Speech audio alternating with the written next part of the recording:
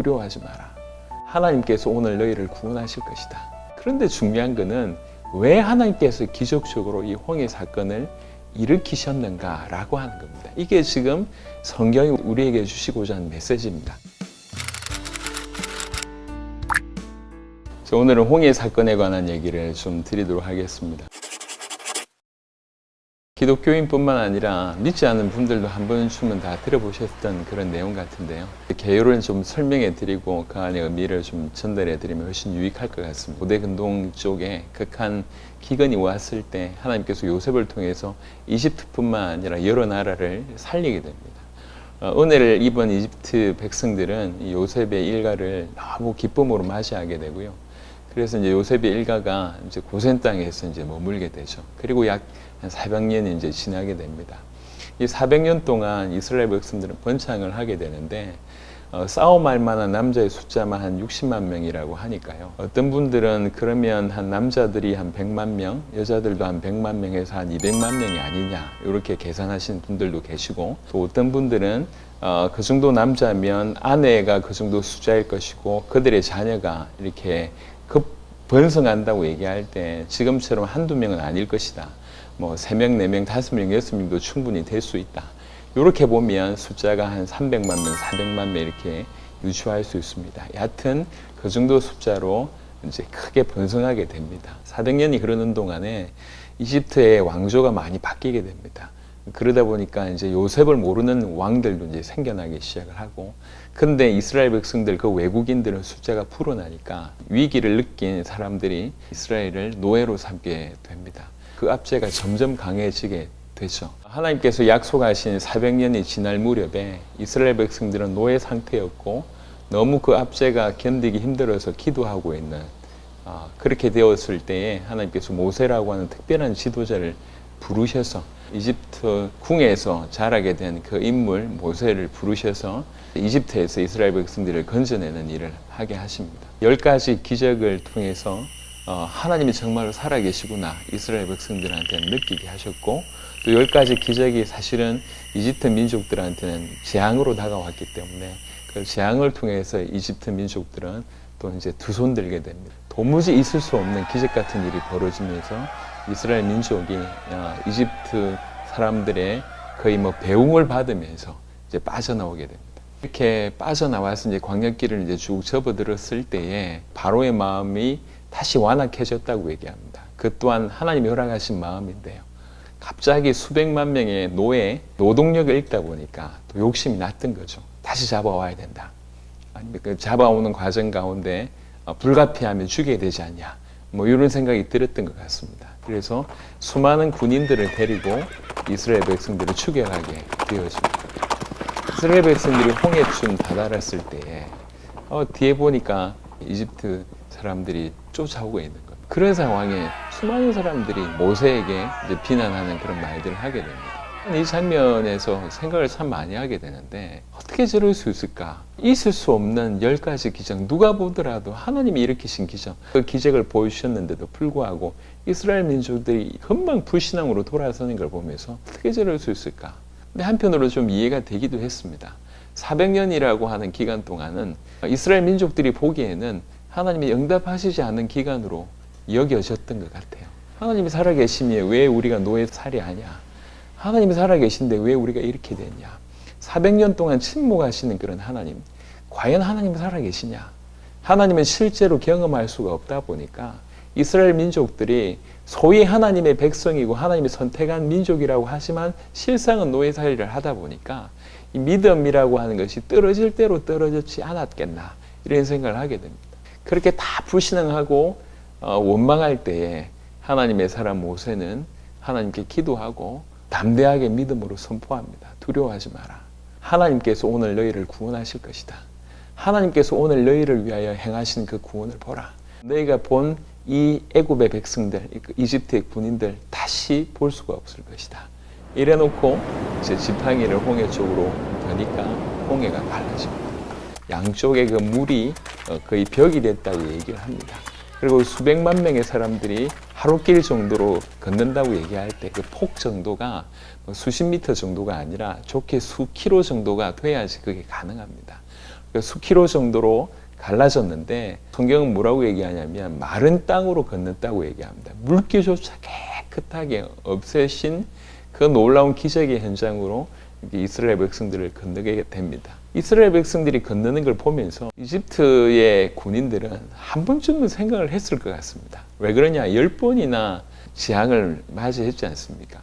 그리고 지금도 분명히 이스라엘 민족이 섬기는 그 하나님이 저런 기적을 일으켰다고 생각을 안 할 수가 없을 거예요. 근데 그럼에도 불구하고 이스라엘 백성들을 잡아야 된다, 죽여야 된다는 생각 때문에 전 군인이 홍해에 뛰어들게 됩니다. 그래서 전 군인이 뛰어들었을 때 하나님께서 홍해를 다시 흐르게 하시고 그 수많은 군인들은 물에서 수장되는 일이 벌어집니다. 이스라엘 민족들은 이 모든 상황을 지켜보고 너무 감사해 하면서 하나님께 영광의 찬양을 돌리는 것이 출애굽기 15장에 또 언급되어 있습니다. 여러분, 하나님은 정말로 살아계십니다. 그리고 살아계셔서 성경 그대로 홍해 사건을 일으키셨습니다. 이것은 신화가 아니에요. 고고학자들이 과연 이것이 진짜인가? 이래서 좀 연구를 하기 시작을 했는데 고대 이집트의 역사를 연구하던 사람들이 밝혀낸 것이 이집트의 역사에 어느 날 셈족 계열의 외국인들이 갑자기 등장을 하고 그 외국인들이 엄청 번성을 하고 그래서 그 외국인들을 노예로 이렇게 사로잡았다가 그 외국인들이 갑자기 사라졌다고 하는 그런 일들이 이제 이집트 역사 가운데 드러났다는 것을 밝혀냈습니다. 사막 속에 있는 아주 이집트의 정원이라고 불리는 도시가 하나 있는데 그게 파이움이라고 하는 도시입니다. 이 도시와 그리고 홍해를 연결하는 운하가 하나 있는데요. 이 운하 이름이 바르 유세프라고 하는 운하입니다. 요셉의 물길이라고 하는 뜻이에요. 요셉의 물길이라고 하는 운하가 있다는 거죠. 이 운하를 만들 시점이 그 셈족 계열의 외국인이 정착해 있던 시점하고 맞아 들어갑니다. 그리고 또 하나 연구하기를 분명히 그때 수많은 전차들이 존재했었는데 수장됐다고 하면 사람의 어떤 뼈나 이런 걸 찾기 힘들지 모르겠지만 그 전차의 흔적은 찾아낼 수 있지 않겠나. 그래서 이스라엘 백성들이 건넜을 법한 그런 홍해 여러 이 지점에 해저를 조사해 보기 시작을 하는 중에 애굽 군대의 어떤 전차 바퀴 같은 것들이 발굴되는 일들이 또 몇십 년 전에 있었습니다. 그러니까 실제적으로 이 홍해 사건은 역사입니다. 중요한 것은 왜 하나님께서 기적적으로 이 홍해 사건을 일으키셨는가라고 하는 겁니다. 이게 지금 성경이 우리에게 주시고자 하는 메시지입니다. 그냥 하나님께서 이런 기적을 행하셨습니다. 그 정도의 내용이 아니라 하나하나의 메시지입니다. 성경은 구원에 관한 메시지예요. 우리를 건져내시겠다고 하는 것이죠. 우리를 건져내시는데 오직 메시아를 통해서 너희를 구원하겠다. 메시아이신 예수님, 그 메시아이신 예수님을 통해서 우리를 건져내시겠다라고 하는 것이 성경 전체의 핵심입니다. 그래서 결국 홍해 사건도 우리에게 주시고자 하는 메시지는 뭐냐면 너희를 구원하겠다. 메시아를 통해서 너희를 구원하겠다라고 하는 것들이 배경에 쭉 깔려 있다고 볼 수가 있습니다. 400년 동안 많은 이스라엘 민족들이 믿음에 떨어져 있었고 과연 하나님은 살아계시냐 이렇게 생각하고 있을 때 하나님께서 홍해 사건을 일으키셨어요. 그래서 홍해 사건을 통해서 먼저는 하나님이 어떤 분인지를 설명하는 겁니다. 하나님은 천지를 창조하신 분이시고 우주 만물을 주관하시는 분이시고 전능하신 분이심을 그리고 그 하나님은 살아계신 분이심을 그대로 이스라엘 백성들과 이집트 사람들에게 그리고 전 세계에 설명한 사건이 바로 이 홍해 사건이고요. 그뿐만 아니라 이 사건은 이집트에서 이스라엘 백성들을 빼오는 사건은 이미 하나님께서 약속하신 일입니다. 그래서 하나님께서는 그 약속하신 그대로 행하시는 신실하신 분이시구나 라고 하는 것을 드러낸 사건이 바로 이 홍해 사건이고요. 그리고 하나님만 우리를 구원하실 수 있는 분이구나를 보여주는 사건이 바로 홍해 사건이라고 볼 수가 있습니다. 또 한편으로는 이 홍해 사건을 경험하면서 이스라엘 백성들은 어떻게 느꼈냐면 그 천지를 창조하시고 전능하신 그 살아계신 그 신실하신 하나님이 우리를 건지셨구나. 그 하나님 앞에서 우리는 너무나 가치 있는 존재구나. 우리가 정말로 그분에게 택함 받은 백성이 맞구나. 하나님이 우리를 사랑하시되 정말로 사랑하시는 거구나 라고 한 것을 진실로 깨닫게 됐습니다.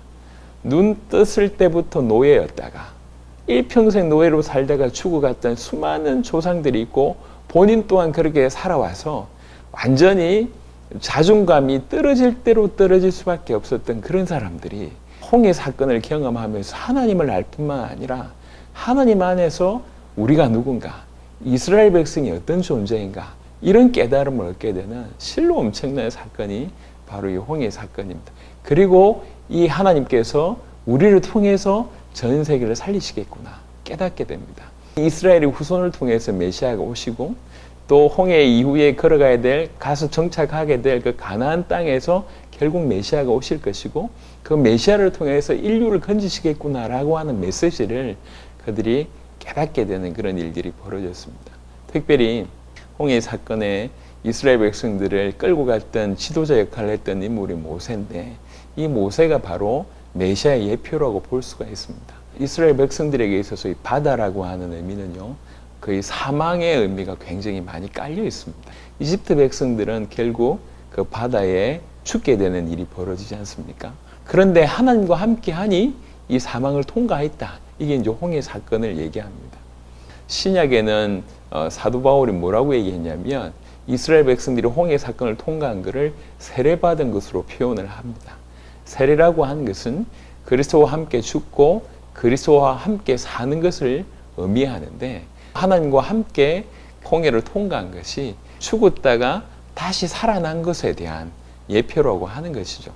그리스도와 함께 죽고 그리스도와 함께 다시 살아났다. 하나님과 함께하니 사망을 통과했다. 이런 의미로서의 예표가 바로 이제 홍해 사건입니다. 하나님께서 이스라엘 백성들을 가나안 길로 인도하셨을 때 얼마든지 다른 방법으로 인도하실 수도 있는데 굳이 홍해 사건을 하나님께서 어떻게 보면 연출하셨다고 볼 수가 있습니다. 하나님 당신 자신이 누구인지 그리고 하나님이 선택한 이스라엘 백성들을 하나님이 얼마나 귀하게 여기시는지 그리고 이스라엘 백성들을 건지셨던 것처럼 지구상에 하나님의 택한 백성들을 반드시 그 약속하신 대로 건져내신다고 하는 그리고 메시아를 통해서 반드시 우리를 건져내신다고 하는 의미가 바로 홍해 사건에 달려 있습니다. 이 홍해 사건을 통해서 이스라엘을 건지신 하나님이 저와 여러분들도 건지실 것입니다. 그때는 모세를 사용하신 하나님이 지금은 오직 메시아를 통해서 메시아이신 예수님을 통해서 우리를 건지실 것입니다.